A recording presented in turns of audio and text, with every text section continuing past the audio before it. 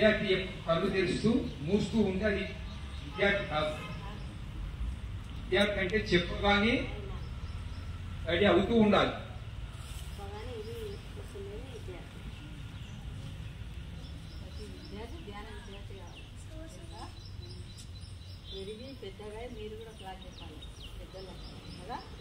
పిల్లలే కదా రేపటి పౌరులు అంటే పిల్లలే కదా.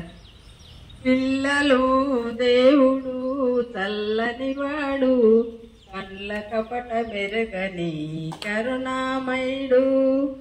పిల్లలు దేవుడు చల్లని వాడు, కళ్ళ కపట మెరుగని కరుణామయుడు.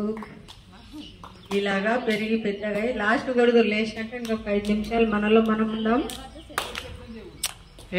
అందుకే ప్రతి విద్యార్థి ధ్యాన విద్యార్థి కావాలంటూ మేము ప్రతి ఒక్క స్కూలు 1,00,000 విద్యార్థులకు చెప్తున్నాము తెలుసా. అలాగే మీరు పెరిగి పెద్దగా ఇట్లా చెప్పాలి, గురువులు కావాలి. పిల్లలే దేవుళ్ళు రేపటి పౌరులు తెలుసా. అందుకే కదా శ్వాసమైన ధ్యాస. ఇంకొక 5 మినిట్స్ మనలో మనం ఉందాం.